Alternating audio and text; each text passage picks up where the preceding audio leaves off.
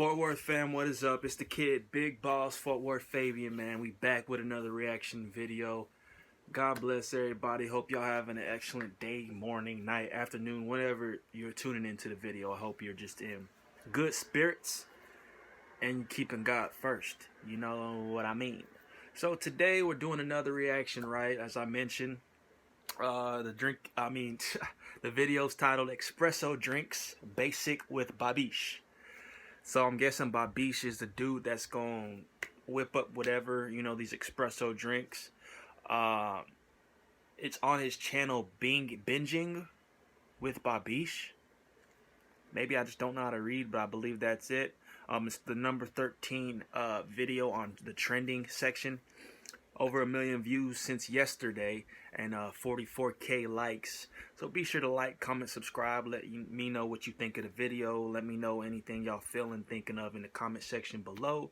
Be sure to hit the notification bell after you subscribe. That's a do not forget for everybody. So without further ado, man, let's hop into the video. And really the reason, let me give you a rundown why I even clicked on the video, y'all. Me, I'm a big coffee drinker, but I like dark roast. I pretty much just like the black of the black, like gas, mud. You can't even see through the coffee, you know what I'm saying?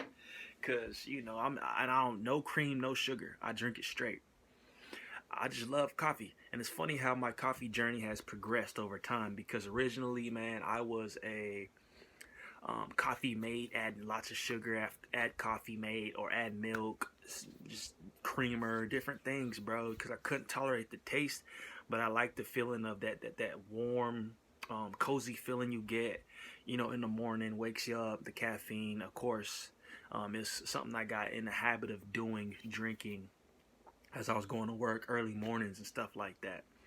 But now I've graduated to where I'm just drinking, you know, just dark roast, maybe medium roast, but just black, you know, no additives.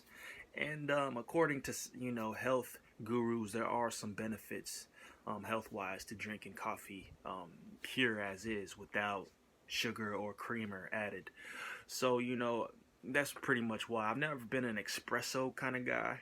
And I ain't gonna lie to you, I'm not even really up on all the different types of coffee, you know, like the terms and all, like the venti and all that. I'm not a Starbucks dude either. So I just brew my stuff at the house, drink it, and I'm good to go for the day or whenever I feel like drinking it. Because I don't just drink it in the mornings. I'll drink it in the afternoons, nights, depending on what I'm feeling like, what my mood is, what I'm doing, what I'm trying to accomplish. But yeah, with that being said, espresso drinks, basics with Babish. Let's get at it. Hey folks, on the last coffee-centric episode of Basics, we showed you the ins and outs of how to brew the absolute perfect cup of mud at home. This week, thanks to a sponsorship from Trade Coffee, we're taking a deep dive into coffee's fussy, high-strung Italian cousin, espresso. Whether served in an oversized novelty mug with steamed milk, foam, whipped cream, and chocolate, or greeting you at the door wearing nothing but its crema, here's how you can enjoy this hyper-caffeinated cafe specialty in the warm morning light of your home kitchen. Let's get down to basics. Babish.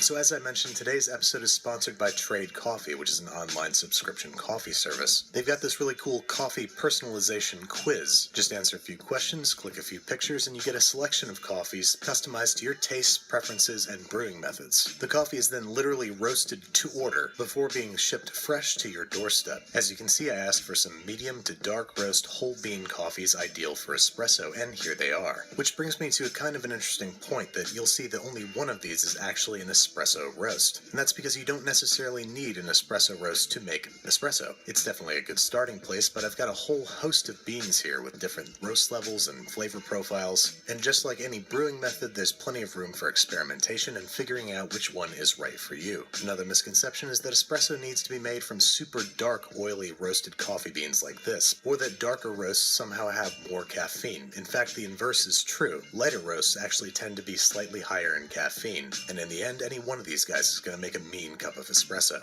Now let's try some out. For the sake of consistency, I'm going to go with this Flying Monkey. I'm going to pause right there because that's a fact that I learned probably like 5-6 years ago, that the lighter roasts had more caffeine content, bro. And I did not know that. Because for me, when I drink a dark roast, that mud, there's a stronger aroma to it, and maybe it's just the smell and the potency of the coffee bean. I don't know what it is, but it would hit me harder, bro. Like the caffeine rush. I'm not a guru. I don't know the ins and outs of it, but there's a barista, a kid that used to be a barista or whatever. He used to work in a coffee shop, and he's the one who schooled me on the game. Like the lighter roasts usually are the ones with the higher caffeine content. And that blew my mind because I didn't get it. Because when I drink a light roast, I don't feel nothing. You know what I'm saying? So I don't know if it's a psychological thing that I put in my mind to that. The darker it is, that's just more caffeine intake. And, that's all I drink. Dark roasts or medium sometimes. But I'd go for dark. But, hey, yeah, like I mentioned, that's something that I just, not recently, but probably about 4 or 5 years ago, I found out as well. From PT's Coffee, it's a medium dark espresso roast with notes of milk chocolate, graham crackers, and honey. Sounds pretty good to me, so first and most importantly, let's talk about the grind. Any coffee nerd or barista worth their beans is going to tell you that you gotta grind your beans fresh. And grinding your beans fresh for espresso means making use of a conical burr grinder, because it's just not possible to create a consistent grind using a blade grinder. This is a relatively inexpensive one at about $100, but you can get one that looks like a pepper grinder for like $20. Then it comes down to what grind consistency is going to work best for your brewing method. Let's start with maybe the most inexpensive option, the Moka Pot. This little guy that makes a single shot of espresso is available for about $20. Basically, you're just going to unscrew the top chamber brewing deal here, underneath which you will find a little brewing basket into which you're going to place your coffee. Just fill it to the top without pressing it down with a medium to fine grind of coffee. Fill the chamber below with hot water up to the valve. Replace the filter basket over top. Screw the brewing chamber on, and you are ready to rock. Now all this thing needs is a little bit of heat. Simply place it on your... Oh, that's not really going to work, is it? Alright, well, I have not busted this guy out in a while, but it's time for some vintage Babish. Onto the induction burner it goes, over medium-high heat. Normally, you can leave the lid down, but I want you guys to be able to see what's going on. And within 1 to 2 minutes, the pressure and heat should build up in the chamber below and press its way up through the coffee, brewing you a single shot of espresso. While it does not have the distinctive crema floating atop the coffee, this, to my knowledge, is the least expensive and most accessible way to make a cup of espresso at home. It's relatively strong, it's nice and clean tasting, but if you want to go a little bit more coffee nerd, it's time to get into Aeropress territory, which to make espresso we just have to deviate from the manufacturer's suggested brewing instructions slightly, changing the brewing ratio to 20 grams of finely ground coffee and 55 grams of nearly boiling water, about 205 degrees Fahrenheit. Again, no distinctive layer of crema atop the coffee, but it's still a halfway decent shot of espresso. But what if you want to make the real deal without spending hundreds if not thousands of dollars on a complex machine? Well, allow me to introduce you to the manual press. This one's called the Flare. It's available for around $140, and it's a great illustration of how espresso is made with heat and pressure. It's also a great example of how important grind size is and why you can't use a blade grinder instead of a conical burr. Because not only do we need the grinds to be consistent, we need them to be a very specific size. Example number 1, coffee that is ground too coarse. All the extra space between the grinds lets the water pass through too quickly, leaving you with a semi-strong cup of coffee instead of espresso. You can see it's got a little bit of foam on top, but not the pumpkin orange crema that we're after. For that, we need to grind our coffee a little finer, but not too fine. Too little space between the grains makes it almost impossible to press the coffee through, and you'll break your machine before pulling a single decent shot. As you can see, it's got the crema that we're looking for, but not quite enough coffee.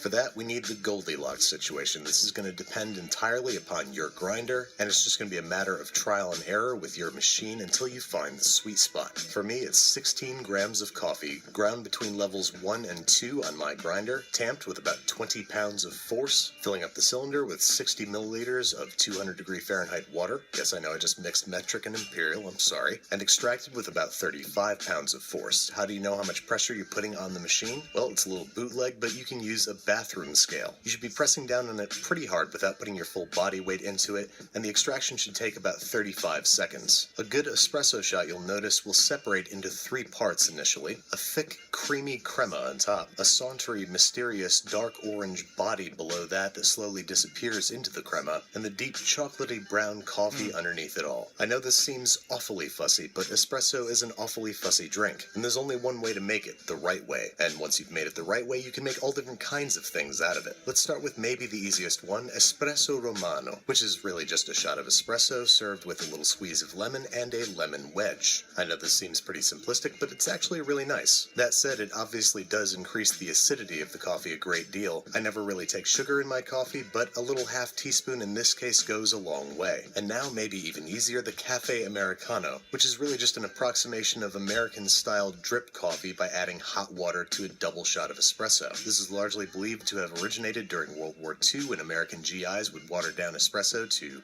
get that familiar taste of home, but this is not confirmed. Now, to make most other espresso drinks, we need two things, milk and steam. Now, usually steam wands like this one are attached to relatively expensive machines, and unless you spend a whole lot of money, they don't work very well. They're sputtery and slow to start, and they're perfectly good for foaming milk, but not so good for getting micro bubbles that you might want for something like a latte. A much less expensive at-home option is an automatic milk frother. These guys are pretty set it and forget it. Add some milk, hit the button, and in a few minutes you will have some nice, hot, foamy milk. With an emphasis on foam, this machine produces a lot of foam and not that much steamed milk, which is great for some drinks like cappuccinos, but not so great for others. An even better option that you probably already have kicking around the house is a French press. Simply heat your milk to 145 degrees Fahrenheit, pour it into your French press, and froth it using the metal filter by just sort of jamming it up and down a few times. This, when done with restraint, produces steamed milk and foam that much more closely resembles what you get with a steam wand than most other at-home solutions. The last step here is to swirl it, tap it on the counter, and let it rest for about 30 seconds. This gets rid of any larger bubbles and makes the foam nice and glossy. Alright, so we got our steamed milk. Now how about we make some drinks with it? I'm sure I'm going to get a few things wrong here, but tell me exactly how I'm wrong in the comments. Let's start with the cappuccino, which is a double shot of espresso and equal parts steamed milk and very frothy foam. We're going to start by pouring from up high, which allows the steamed milk to mix with the coffee, and then move closer as we get to the foam, which allows it to settle on top. You can see that the foam is pretty thick and forms a clearly defined layer on top of the coffee. Now, the big difference between a cappuccino and a latte is that a latte has more steamed milk and a more finely textured foam. Same deal, pour from up on high and then get down low once you reach the foam. If you were looking for latte art, you came to the wrong channel. I'm not that talented nor graceful. The foam should be very light and creamy and not too bubbly and frothy. As you can see, it's a much less defined layer than with a cappuccino. Next up, we're doing a cafe mocha. We're going to start with a double shot of espresso and add to it an equal amount of chocolate sauce. Then from there on out, it's kind of the same deal as a latte, whole lot of steamed milk, a little bit of foam,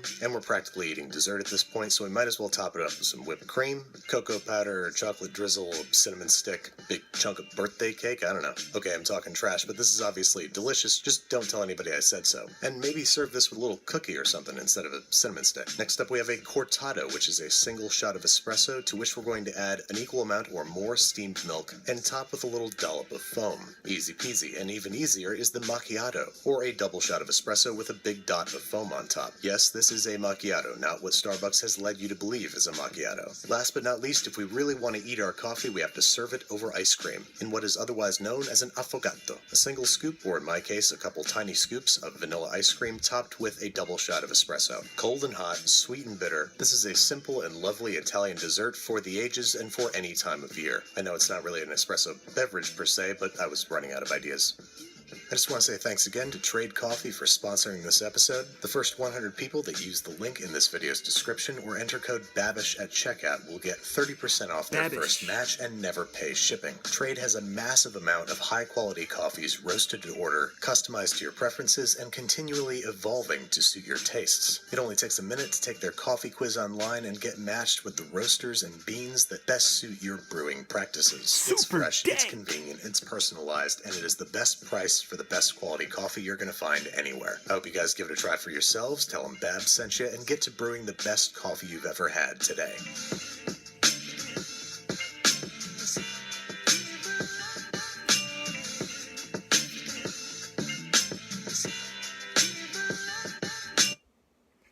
So that was binging or binging. I don't even know with Babish, the espresso drink breakdown. He's talking about he ain't talented, man. To break down coffee like that, he's a true master in it. You know what I'm saying? And I learned something new. You learn something new every day, right? Be sure to like, comment, subscribe. Let me know what y'all think in the comment section below. And we out.